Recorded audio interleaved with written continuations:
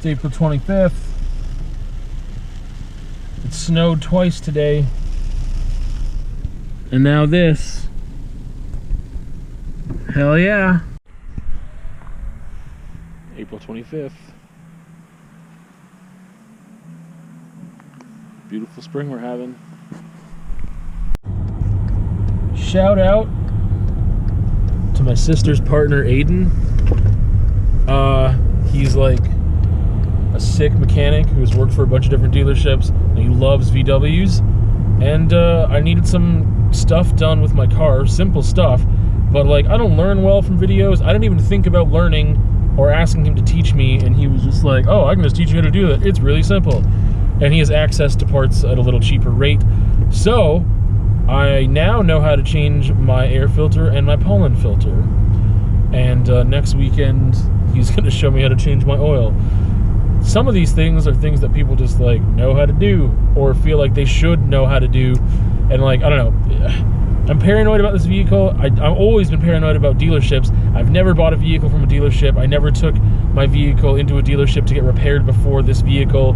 But I bought this vehicle from a dealership. It's 2013. And I had like warranty and stuff with it, so I was like, I need to make sure like I do like all the stuff as the warranty says, like at this time do this, at this time do this, like replace all your stuff as need be, like whatever.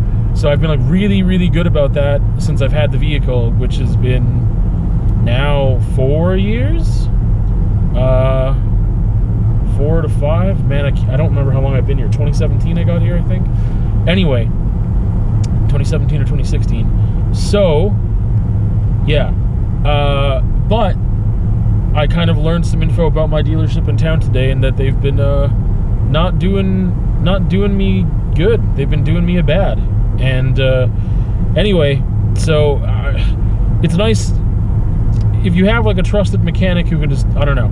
I'm just not good with that stuff. However, hands-on learning, I do much better with than learning from a video, and I could like ask questions. I'm like, wait, what did you do there? And like we can go back and you can show me again, and like. So that's kind of cool. I wasn't expecting to learn that stuff. I was like, oh yeah, this dude knows what's up, and he can help me out, and here's money that I can pay you rather than pay the dealership, and it saves me money and gives you money. So yeah, anyway, shout out. And I thought I had something else to say, but I forgot. Cool. In the studio, and I just recorded a review on my favorite art podcasts. So if you don't watch or listen to that, but you know of some art podcasts, you should send them my way. Sell me on them, though. Don't just give me like a title of an art podcast and I've got to go look it up. Tell me why you like it. Tell me why you think I would like it, or what's cool about it, or whatever. Anyway, as I was doing that review, I keep having these realizations in the past like couple weeks that I've been doing other videos other than conversations and vlogs, that there were things that I was starting to work on before, of like I was doing reviews enough that I thought to myself like, oh, what can I do better here? Like I kept having things come up that I was like, I need to do better at this, at taking notes, at presenting it this way or that way, trying to make them more concise and shorter. This could be like a behind-the-curtain style video, but there's just not enough. Anyway, I don't know. I feel like my style is very just I don't like to do a lot of cuts. I end up ranting. I end up rambling. I try not to.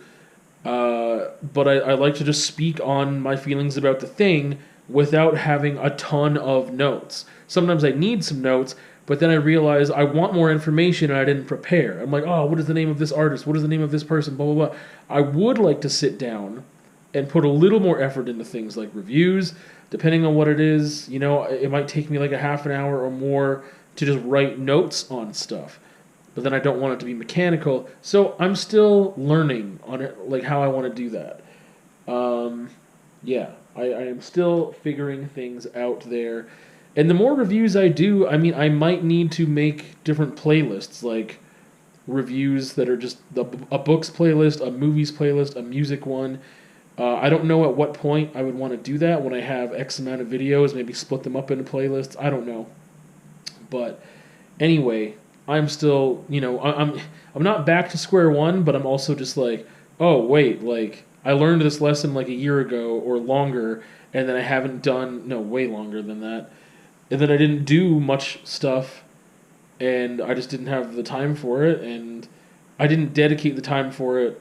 I didn't make the time for it, and then I also wasn't like putting videos out publicly. So anyway, but I was doing this art podcast review, and one of the things I talked about at the end was a book or a reading podcast. I don't know what you want to call it, called Reading Glasses, and it's really cool. I really like it. It's a lot of fun, and I am doing the Reading Glasses challenge. I talked about it on the podcast with Randy, the Art Ballad podcast with Randy a while ago. I don't remember what episode. We haven't done it for like 3 months, and I'm sure you know why. But I was going to throw it out there because I think it's really cool. So Reading Glasses, you can check out the episode that discusses like the reading challenge, Reading Glasses challenge. Maybe I should find that. Okay. It is episode 183, where they discuss the reading challenge. They announce the reading challenge for 2021. So, that's, a couple months back. But I'll tell you what's in there, because I'm going to do it, because I think it's fun. Pushes you to read some stuff that maybe you normally wouldn't be reading. There's some book tasks. Basically, there are 5 books to read, and there are 5 book tasks. And it doesn't give you a specific book to read. It's like a category. So, yeah, I just want to talk about that a bit because I think if other people want to jump in on this Reading Glasses challenge, it'd be kind of cool. Like I said, I really enjoy the podcast. It's a lot of fun. It took me a while to warm up to it because a friend suggested it to me, and I was like, I like reading. I don't want to listen to a podcast about reading, but like, it ended up being really fun. I really enjoy it. So anyway, Reading Glasses Challenge for 2021. Read a banned book. Some of these are subject to interpretation. So was the book banned in your school, in your city, in your country? I looked up I think it is on Wiki, but Canada-wide, like books that have been banned in Canada at one time or another. It's a pretty small list, but I was like, oh, that's what I'll go with. Lolita's on there. Peyton Place sounds pretty cool. Mein Kampf was on there, so like, yeah, there's some of that stuff on there. Read a poetry collection. So that, again, it could be very short and small. It could be an anthology. It could be from one poet. It could be a collection of various different authors. It's up to you. A micro history. So I had to have this explained to me, but a microhistory is like a very niche history of something. It can't be like the history of a people or a country or something big, or like art history. Like, it had to be very, like, okay, my example is The Secret Lives of Color. It's just a history about color and like different pigments and shades and whatever, and like just it's very, very specific. So, like, there's one just, like, about history of the bicycle. Like, the more specific it is, the better. So, microhistory, that's one. Read a book by an Aboriginal author. So, there's one. And read a book that is a library recommendation.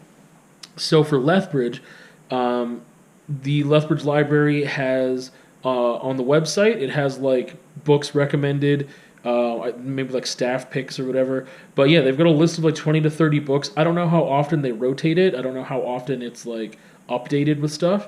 But I picked a book from there that I happened to already have owned and hadn't read yet. And I was like, oh, there's my library recommendation. I know somebody that they got, like, there's a thing online for their local library where they could like ask online of like, oh, I want to pick like a book, like I like this kind of thing and that kind of thing, and the librarian like gave them like a short list of books that they would recommend for them based off of their preferences. So I thought that was cool. Or you could just do that in person with a librarian, and that would be a library recommended book. So that's there. Book tasks. Figure out your wheelhouse.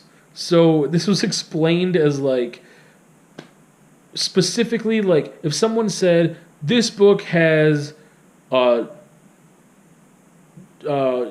dragons on an adventure or something, you'd be like, I'm down, I'm in. One of the hosts, I can't remember if it was Bria or Mallory, if I remember even their names even correctly. One of them was saying like, "Oh, a woman on a journey." Like if someone just says this book is about a woman on a journey, then she's in. She'll read it. So it's not like it's got to be again really specific to like if someone said this key phrase, would you just be down for reading that book?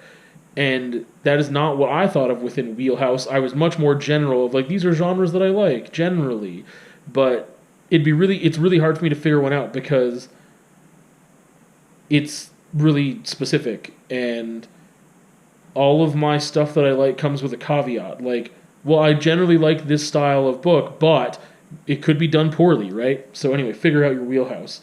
Attend a virtual book event. Review or boost a bookstore. Review a book by a person of color, an author that is a person of color. And that kind of overlaps really easily with reading an Aboriginal author. I would believe they fit into that category of person of color. So if you read a book by an Aboriginal author and then do a review, you're good. And the fifth book task is get rid of a book. So yeah, 5 different types of books to read in the year, 5 different tasks. As of right now, I have not finished any of the books, and I have done 2 of the tasks. I am in the middle of reading there's 3 of the books that I'm kind of reading, because the anthology, the poetry thing, poetry collection, I'm like picking at really slowly. My micro history on the Secret Lives of Color, I'm picking at really slowly when I'm in the studio here. And then the library recommendation, I'm like reading. But anyway, I think it's fun. Again, Reading Glasses podcast, you should check it out. Yeah, that's it.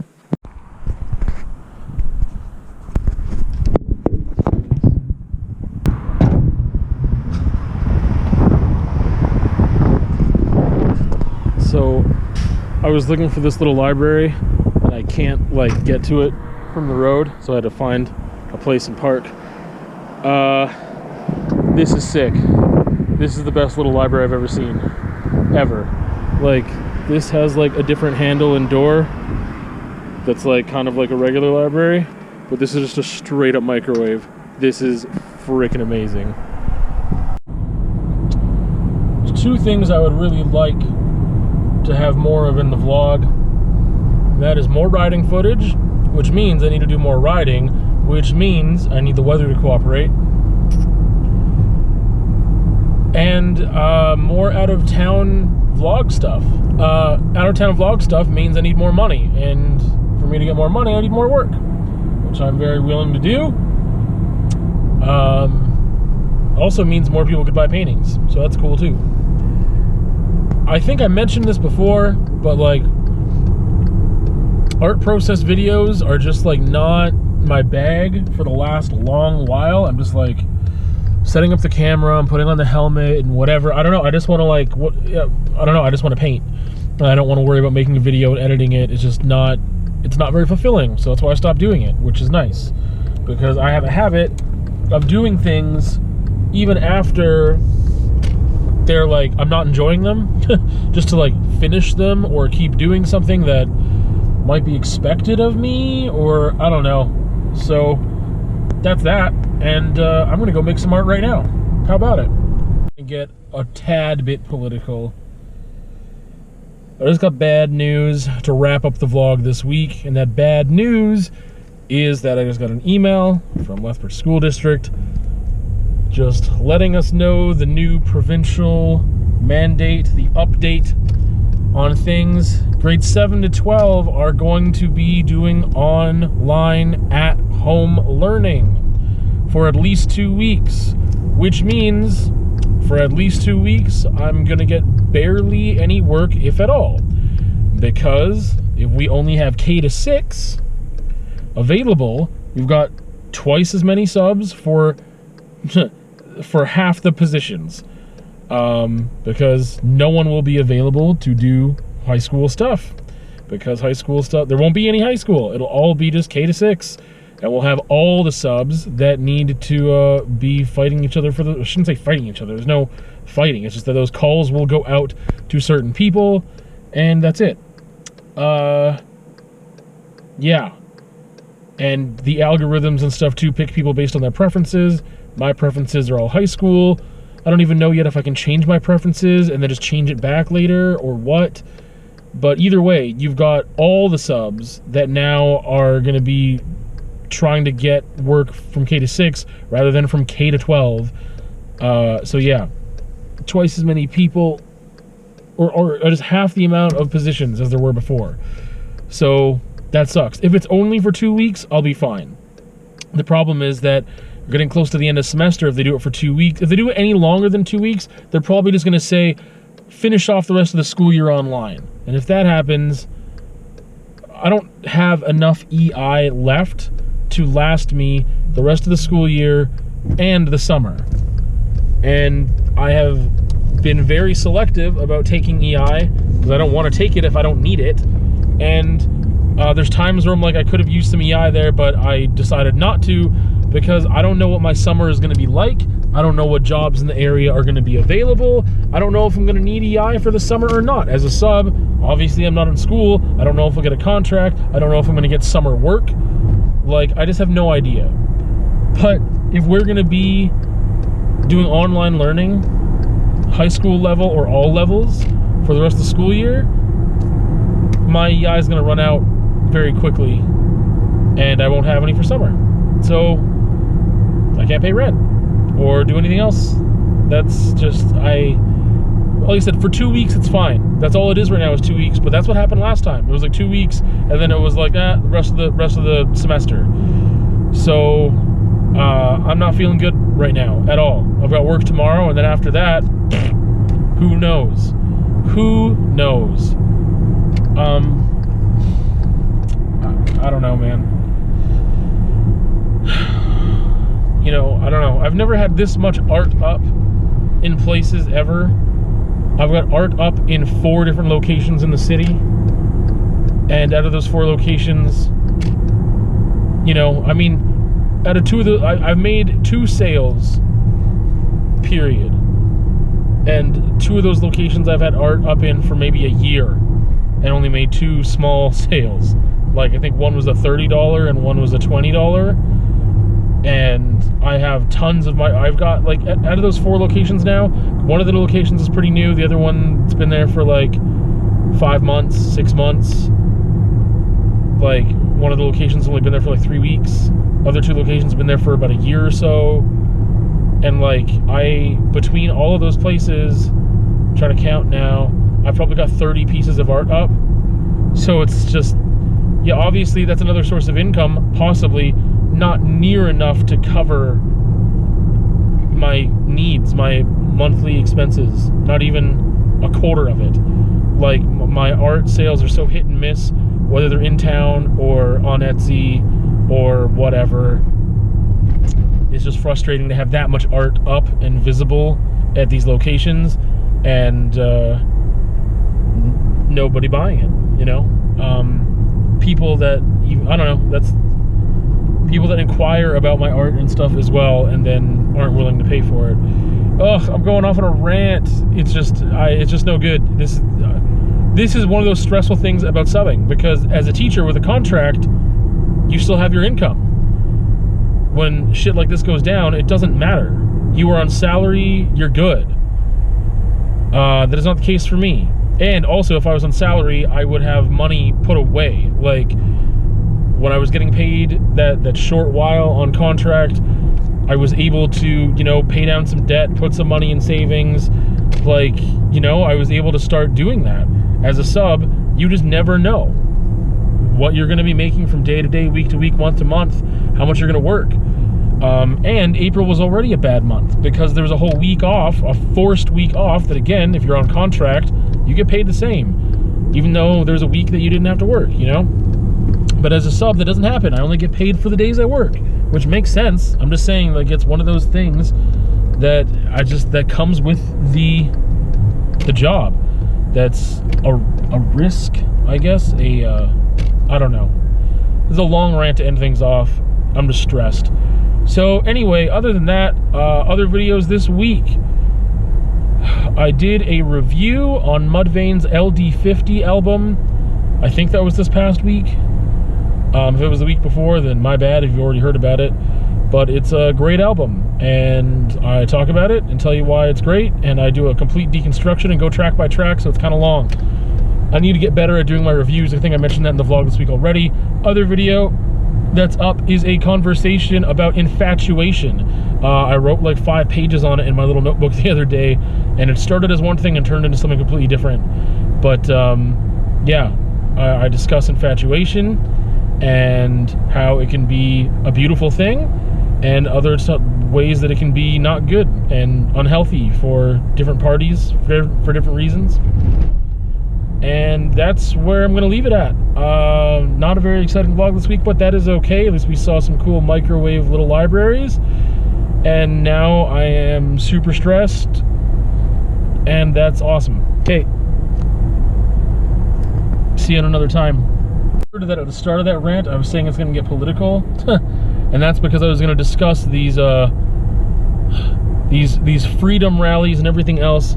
I mean, there's multiple reasons why things like, okay, schools are getting shut down again are happening, and COVID is not calming down in certain areas, certain provinces, etc. I mean, you know, we've got different demographics and different cultures in different parts of the country, and it's just bananas when we have free, dumb rallies. And like, no, you still have freedom. You have freedom to not wear a mask. Don't go out to these places then. Don't go in public shopping. Get it, whatever, delivered. Do whatever. Like, there's services that are free where you can just pick up and you don't have to go in the store. Like, freaking, you know? Anyway, there's things in the culture with people and big groups that are being like super spreader events and that are directly impacting and affecting me, not by me getting COVID, but by things like my work being affected so that I cannot work, thus hurting my income and fucking shit up. So that's just a thing. Ugh.